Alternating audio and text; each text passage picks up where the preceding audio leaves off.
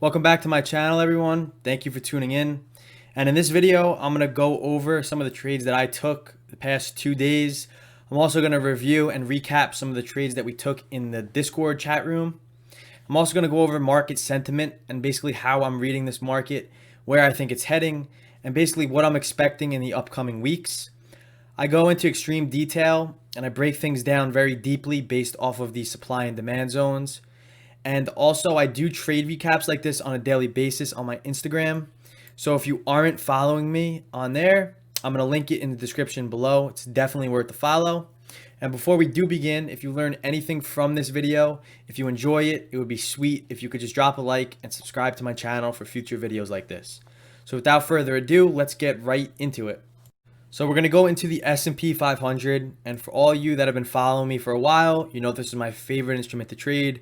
I trade SPY calls and SPY puts around supply and demand imbalances based off of /ES, which is basically the S&P 500 future.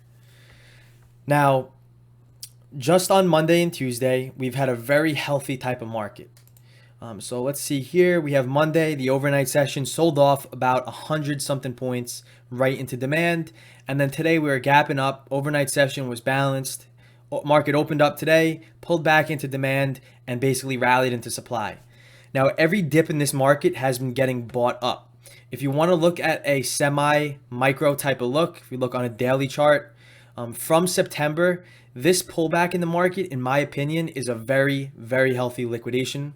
You have buyers that are liquidating from this massive rally back in March from where we bounced at, which was the level that was trading when Trump got elected president back in 2016. So that's exactly where we bounced at. And from then, when everybody was fearful about COVID, we bounced from March and then rallied to all-time highs, which is crazy to think about on the S&P. Now, March, the month of September, we're selling off, and every dip has basically been getting bought up on a micro level. And it's basically saying that this market's very healthy, and you just have buyers that are liquidating. Traders that were long this massive rally have to liquidate some way. When they sell, they liquidate. And what's key for us to sustain the uptrend is if new buyers basically enter the market and create new value. So what's important to see is if every demand, or not every demand, but the major demand zones where the market was really balanced for a long time, where the market provided a nice reaction to the upside, you want to see those levels hold, because that's where going to be areas of interest of A, fair level, and areas of interest of B, unfilled buy orders from the buy imbalance that created the demand zone in the first place. So going back to Monday, market sold off, opened up, and we sold off from open about 40 something points right into this demand zone. Now go to a 5-minute chart, because you all know I trade off of 5-minute charts.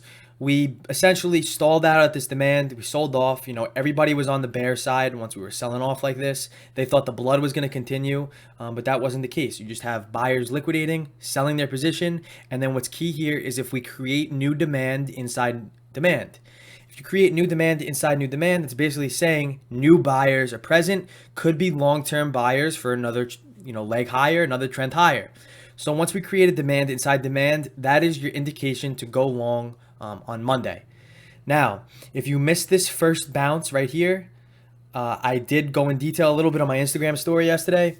If you missed this first bounce right here, which I did miss this bounce, I wasn't comfortable taking this long, especially with how the market was trading. Very low volatility, basically no bidders, nobody stepping in and buying the stock up. So when we did bounce, I missed this move. But the key is patience. You have to let the setup come to you. If you try to chase every setup, you're essentially going to be chasing the wrong things. You could be buying at the top or you could be selling at the bottom.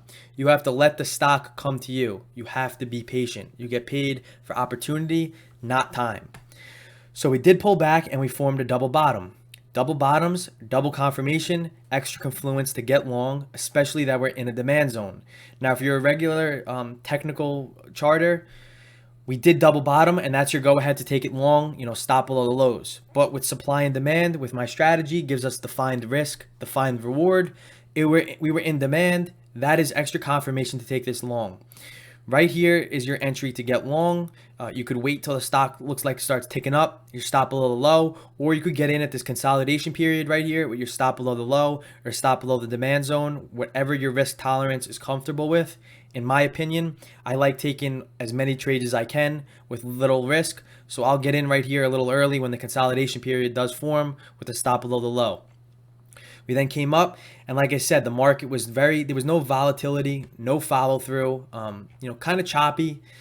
And then we came back into this demand. We basically triple bottomed in demand. And then at the end of the day, what this told me was that we had very strong present long-term buyers right down here, taking this up, because what end of the day really serves on the futures is that every trader every day trader has to go into the market, has to go into the close either holding the position or selling the position. So when we do rally like this is telling me long-term buyers are essentially present in the market. And then if you look in the overnight session, we formed new demand over here. Flat overnight, no trades, no zones really triggered. We opened up and this is a 5-minute chart, keep in mind. Made a high, pulled back, came up, made a lower high, not inside a supply zone. I wouldn't have taken this trade short. Well, we pulled back, and look what we pulled back into. We pulled back right into this 15-minute demand zone. Go to a 15-minute chart.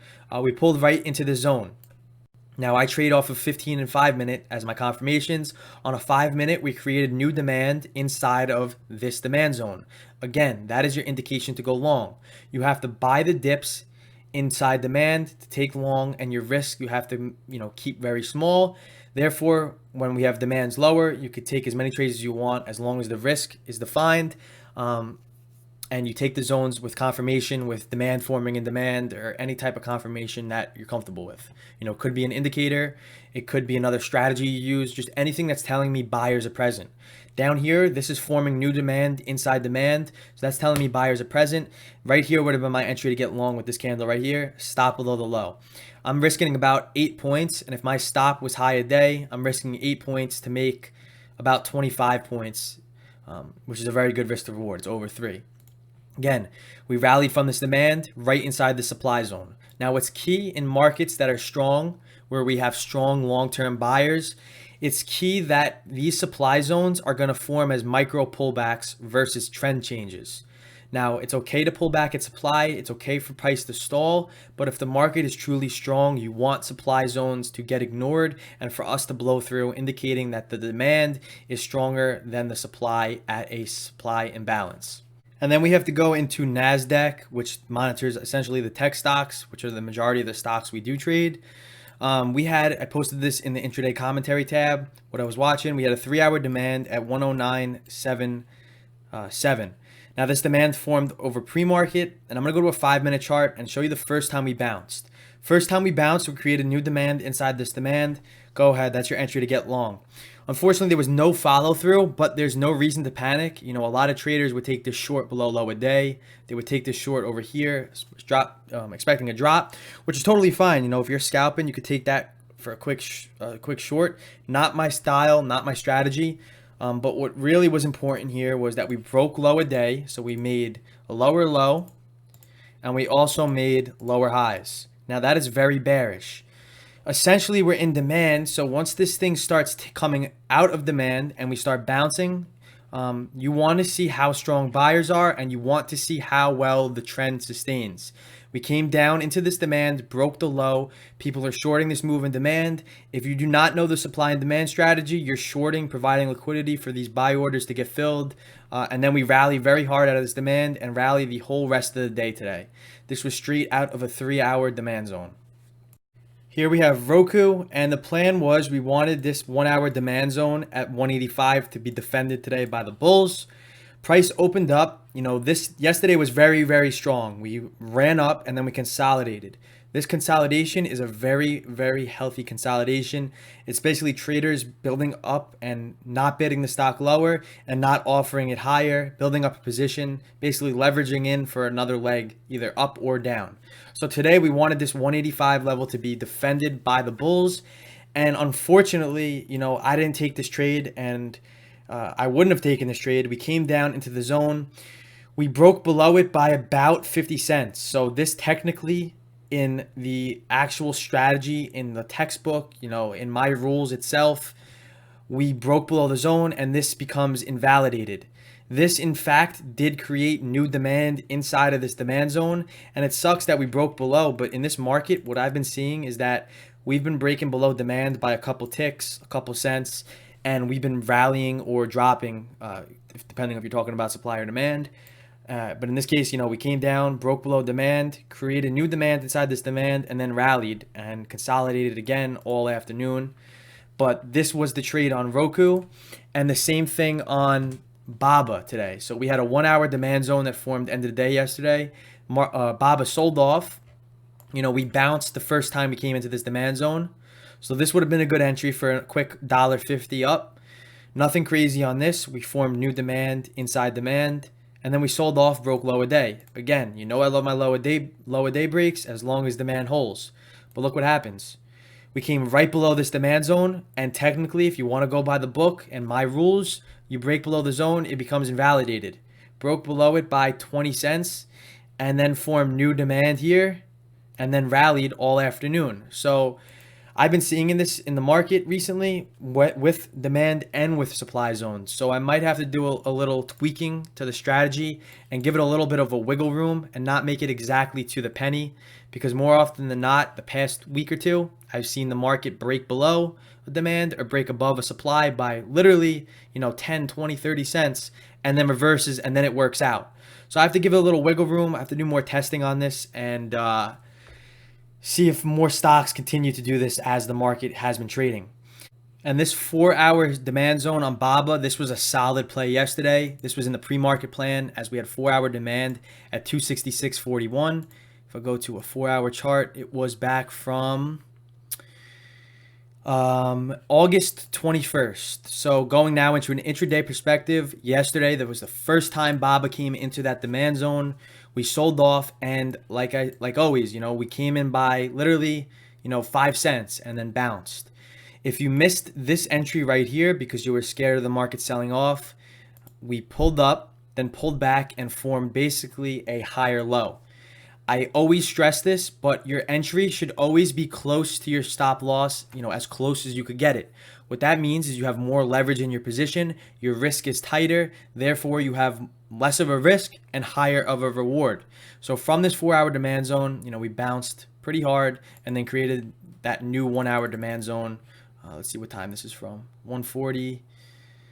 Yeah, so this is a 1 hour demand zone from that rally end of the day yesterday, and then today, from that example I just explained, we bounced from that zone. Now Netflix is also a good one. We created daily demand yesterday, and we opened up inside of a 1 hour supply zone. This was also in the pre-market plan. I do not like shorting at the first 5 or 10 minutes of the open. There's just too much indecisive action, up and down, wild swings. And in my opinion, if you trade the first 5 to 10 minutes, long or short, you're going to get chopped out very easily. So this was a nice trade from 1 hour. I would not have taken this trade, even though it was in the plan. It was just too close to open, and there was no clear direction yet. So I hope you guys enjoyed this video. If you did, drop a like, comment with any questions. Also, subscribe to my channel and follow me on Instagram. I appreciate it.